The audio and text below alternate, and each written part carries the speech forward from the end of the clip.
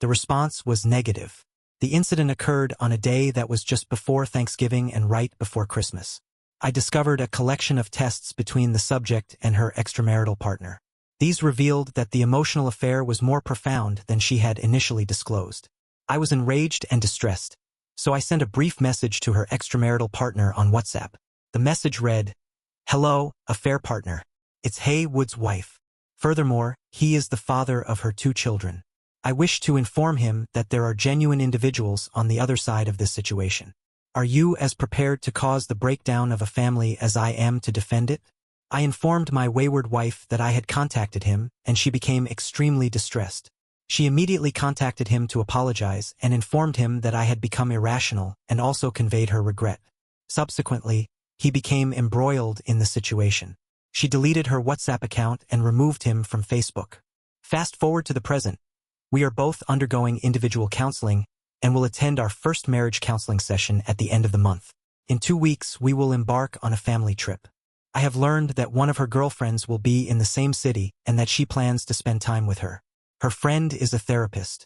When she informed her that I had contacted her as a fair partner, her therapist friend advised her that I had behaved in an irrational manner. I informed her that I was not particularly enthusiastic about spending time with this individual, as I did not perceive her to be a friend to me or to our marriage. My wife became extremely angry and demanded that I clarify my statement. I engaged in a discussion with the aforementioned woman today and informed her that she was a source of emotional distress for me. I was aware that she had accused me of being insane, which was a challenging and upsetting experience for me. My wife then stated that numerous individuals had made similar remarks, which led me to seek external validation from strangers and to question my own sanity for contacting this woman. At the beginning of January, I became aware of it was unacceptable to me that she was still friends with him on Facebook. I informed her that it was a clear boundary and that she should unfriend him. She did so, and since then we have been doing well. We are in both individual and marriage counseling, and we have been amicable, loving, and kind to one another, including being intimate. By the end of February, it appeared that the situation was improving. However, I received a notification that my wife had resumed communication with the other man. I inquired respectfully if she was still in contact with him, to which she replied in the negative. She further stated that if I still had feelings for him, I would be taking steps to end the marriage.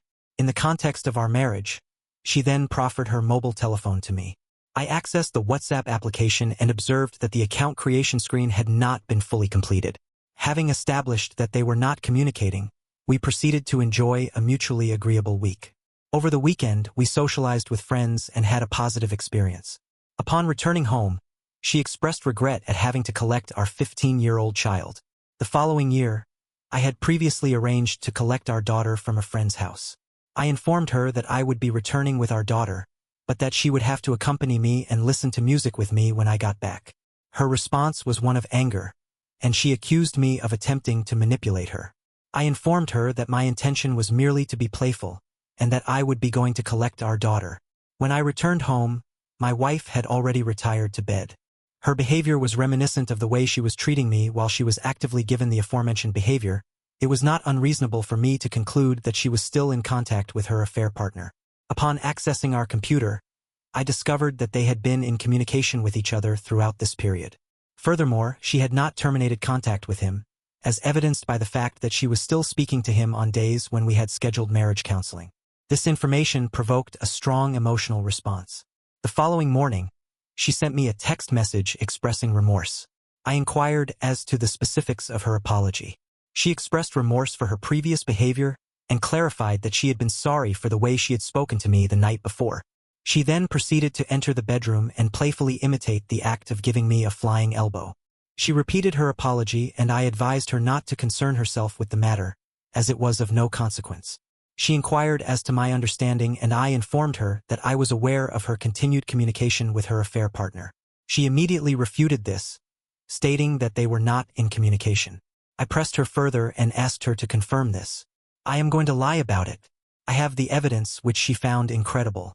She said, "Yes, show me." I had no intention of doing so, but I did so anyway. I presented her with dozens and dozens of email notifications that indicated a fair partner had sent her a message on Facebook Messenger. When she saw the evidence, her face went slack. She said, "Okay, I have been at this point. I lost my cool and yelled, "I'm not proud of it." I've yelled in anger maybe 3 times in my 48-year-old life. I demanded to know how she could continue to be so selfish. I asked her why she was actively hurting me and the children. I asked her what was wrong with her. She simply said, "Okay," as she walked out of the room. At that moment, I saw our 8-year-old child. My elderly relative was in the hallway and had heard me yelling. I felt and continue to feel awful about it. If I could take it back, I would. She then left the house and sent me a text saying, "I accept responsibility for my actions, but you can never do that in front of our son again." I told her to spare me. The lecture is akin to being stabbed, and the screaming is akin to a scream of pain. The lecture then proceeds to lecture the screamer about scaring the children with the screaming. If the screamer does not want to be screamed at, then the screamer should not stab the other person. This results in a feeling of futility regarding all of the work and progress that has been made. The entire process has been a complete sham. Not only has she never ceased communicating with him, but she also provided false information to the marriage counselor when he inquired about her continued involvement in the affair. When I highlighted this discrepancy, she asserted that she had not lied to him. She stated, "He asked if I was still involved in the affair. I told him no. I did not inquire as to whether she was still communicating with him. I stated that there could be no further therapy sessions when she was actively lying to the therapist. I then contacted her mother and father directly to inform them that she was continuing to lie and maintain contact with. I have no choice but to file for divorce on behalf of my spouse's affair partner. This is not a decision I have taken lightly, but it is a necessary one. My objective is to prompt my spouse to reconsider her actions and to gain an understanding of the consequences of her behavior. I have provided detailed information about the nature of the affair and offered to provide evidence should they require it. Both parties have expressed feelings of remorse, shock, and disgust at my spouse's actions. I have explicitly promised that I will not use the children as a means of punishing my spouse, nor will I prevent them from seeing their children. I have also informed my spouse of this decision and of my discussions with her parents. She then responded with a tone of disdain, stating, "I am asking you to stop talking to my parents." I replied, "I will show you the same respect you and your affair partner continue to show me." She then informed me that she was not obliged to provide further explanations and stated that she was going to consult with a lawyer. I replied, "I hope they are effective." I had previously encouraged her to seek legal counsel in November, but she never did so. On some level, I am actually glad that we have not spoken directly, since I have since scheduled an emergency couples counseling session for tomorrow at 3 p.m. She has consented to attend the session. It is unclear what the objective of the session will be. Perhaps simply hearing her admit the truth in front of him will help me process the situation. Update number 2. The counselor inquired about the circumstances and I informed him that it would be beneficial for the wayward wife to explain the situation. She admitted that she had maintained contact with her affair partner and that she had been untruthful about this. The therapist inquired as to my emotional state, at which point I became overwhelmed with emotion. I informed the therapist that I was tired of being abused and that I was no longer willing to tolerate being manipulated. I also informed the therapist that I had refused to block the affair partner, as he was my friend and we had known each other for a long time. I informed her that I would not be blocking him, as there was no romantic involvement. I stated that I would not be in a marriage with a third party. The therapist encouraged her to consider my perspective and needs. He also advised me to be cautious in my communication, particularly if I am not willing to follow through on my commitments. The session concluded with an agreement to reconnect the following day and discuss the matter further. The following day, she once again refused to block him and suggested separation. I proposed that the only way I would agree to separation would be if it were accompanied by a contract stipulating that she would not contact him for the duration. Otherwise, it would merely serve as a charade and a delaying tactic. The inevitable conclusion is that the only remaining option is divorce. She stated that she required a few days to reflect upon the matter. At the conclusion of our discussions, she suggested that she might simply delete her Facebook account. I have arranged to speak with my attorney for a further consultation. I have also identified a law firm specializing in mediated divorces and have suggested that we arrange a consultation with them. I have also arranged a meeting with the therapist observed that the client had finally been forthcoming. While this was not the outcome the client had hoped for, it was nevertheless a positive step forward. Update number 3. A great deal has occurred over the past 2 months since my previous update. I had an extensive consultation with a highly regarded divorce attorney. We discussed the various approaches to filing that we could take. I had scheduled a couples counseling session for the following day and informed the lawyer that I wished to postpone taking any definitive action until after that session. I anticipated that the session would result in the same outcome as previous ones, namely that she would not block the affair partner, thus reinforcing my resolve to file. I was taken aback when she revealed during the session that she had decided to attempt to repair the relationship and then proceeded to pledge to delete her Facebook and Messenger accounts. This turn of events was unexpected, as I had invested considerable time in weekly sessions with my individual counselor and felt emotionally prepared to proceed with the divorce process. I had effectively surmounted the emotional challenges that initially prompted me to seek counseling, only to have them abruptly reversed by her decision. She shifted from a refusal to block her former partner to a commitment to refrain from any further contact and expressed a desire to actively work on the relationship. I inquired as to the cause of this abrupt change of heart. She replied that she was unsure, but that she had a feeling that things would improve. Consequently, I informed the lawyer that we could proceed with the scheduled couples and individual counseling sessions. To my surprise, she honored her commitment and deleted her Facebook and Messenger accounts.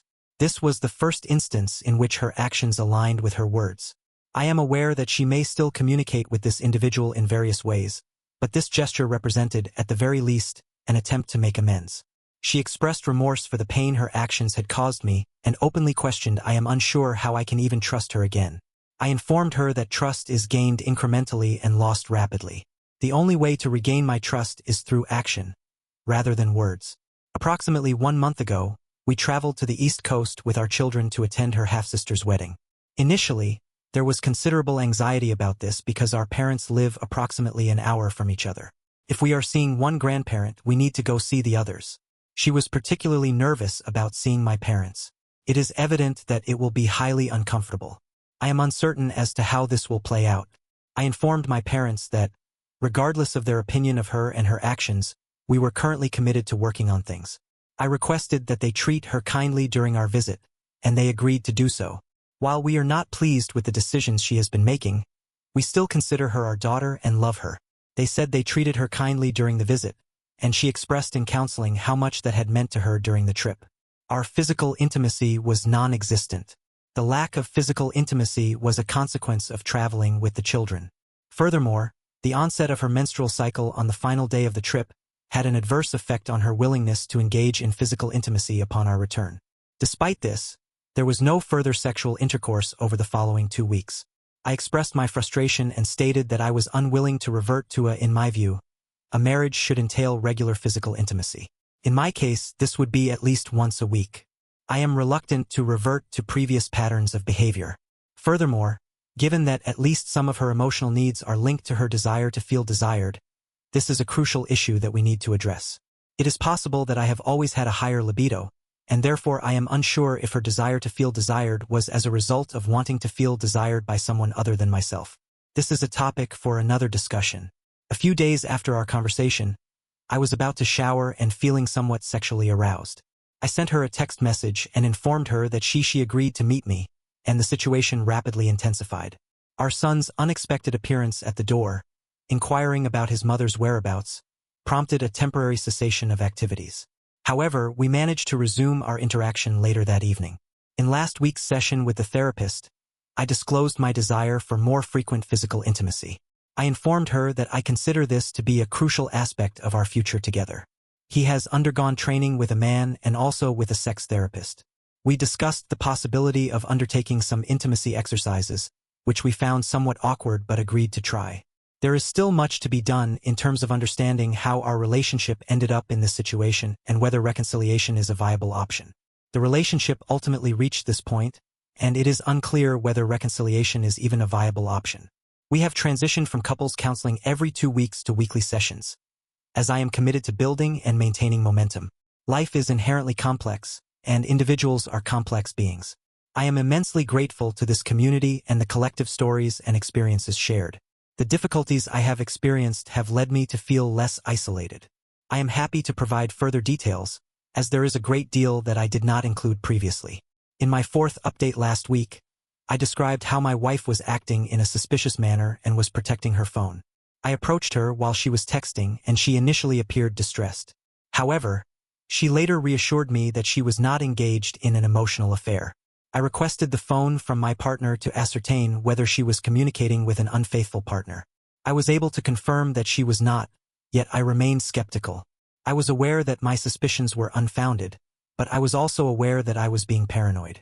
Fast forward to yesterday, and my wife asked if she could meet her girlfriend, who was moving out of town, for a drink. I agreed, and she left the house at 4. At 9 p.m., our 15-year-old daughter required transportation from her friends. At 7 p.m., I sent a text message to my wife inquiring about her plans. I did not receive a reply. I called her twice, but she did not answer.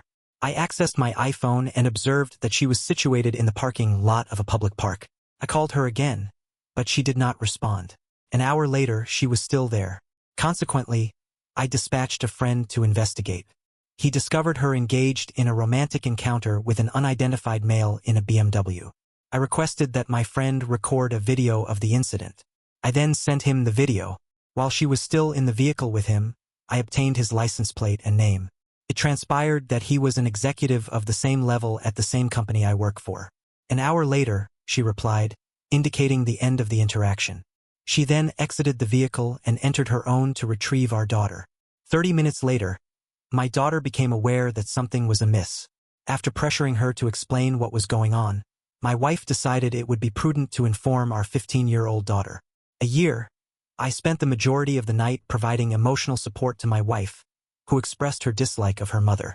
This morning, my wife entered the room in a somewhat sheepish manner and attempted to climb into bed to lie with me. I responded with a negative verbal assertion and proceeded to rise from the bed. We have a scheduled appointment with a couples therapist tomorrow. My wife has indicated her intention to compose a letter to the therapist and to copy me on it, should I so desire. I have expressed my skepticism as to the value of this course of action, suggesting that we might be better served by canceling the appointment. My wife has become silent and has suggested that the therapist could prove helpful in guiding us through the subsequent steps. This is the current status of the situation. It is now time to provide my attorney with a $10 retainer. I have paid the retainer and now intend to move on with my life. I have contacted my daughter's therapist to inform her of the situation and to schedule a visit. Update number 5. My wife has decided not to attend the session with our counselor today. I went out to speak to her 15 minutes before the meeting to see if she would be joining me and found her somewhat catatonic and lying on the couch. Are you going to join the call today? I inquired as to her well-being, and she responded in the negative. I then asked if there was anything I could do to assist her, but she again replied in the negative. Consequently, I proceeded to attend the couple's counseling session unaccompanied. My wife had previously provided the therapist with a brief note explaining that she had recently become involved with a new partner. She had been communicating with this individual for approximately a month before they arranged to meet in person. However, they were subsequently discovered and confronted, resulting in my wife's decision to refrain from attending the scheduled session. The therapist expressed genuine concern for my wife's well-being. He expressed regret at our circumstances, noting that he had anticipated speaking with us. I inquired if he had encountered similar situations, to which he replied in the affirmative. I then asked if he had witnessed instances where these circumstances had improved. He affirmed that he had, but emphasized that in those cases, both individuals had demonstrated a willingness to engage in the process. Currently, however, there is a lack of support. He expressed concern for my wife's well-being. Given that her behavior is erratic and destructive, and that she needs help, I inquired as to what I could do to facilitate her getting help. In response, I was informed that there is nothing I can do. For some, this may entail a DUI. For others, it may mean losing custody of their children. If I am to help her, I may need to elevate her circumstances to meet hers. I am not suggesting that you should divorce her. I am merely attempting to convey that her situation is likely to deteriorate further before it improves. I was advised to postpone the meeting with the aforementioned individual until the following week, as my wife might attend. In the event that I attend the meeting alone, the individual will be present to provide support. I expressed my gratitude and proceeded to contact my daughter's therapist. I informed the therapist of my intention to arrange an emergency session for my daughter if feasible. The therapist inquired about the specifics of the situation, and I provided a comprehensive account. The therapist expressed shock and then requested additional details. I engaged in a 45-minute discussion with the therapist, elucidating the circumstances in greater depth. From the emotional affair to the roadside, she was horrified. I express my profound regret for this unfortunate situation, which is characterized by a high degree of complexity. It is unacceptable for your wife to treat your daughter in this manner. I am also deeply concerned about your wife's mental health. I have known you all for years and have always perceived you to be a loving and happy family. Her behavior is highly unusual and destructive. Could you please clarify whether she has a history of mental illness in her immediate family? I informed her that I was aware of the missing pills and that their absence was a cause for concern.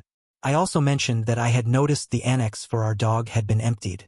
I discovered that the bottle of 30 pills from back in December was completely empty in the guest room she had been sleeping in. Additionally, I found a bottle of Tenon that she had been prescribed 2 weeks ago and discovered that only 2 pills remained. This prompted further concern. My daughter has an appointment with her tomorrow at 11 o'clock. She has requested my presence and has indicated that she will inquire as to my daughter's preference regarding my involvement. I am amenable to any arrangement that will ensure my daughter's comfort.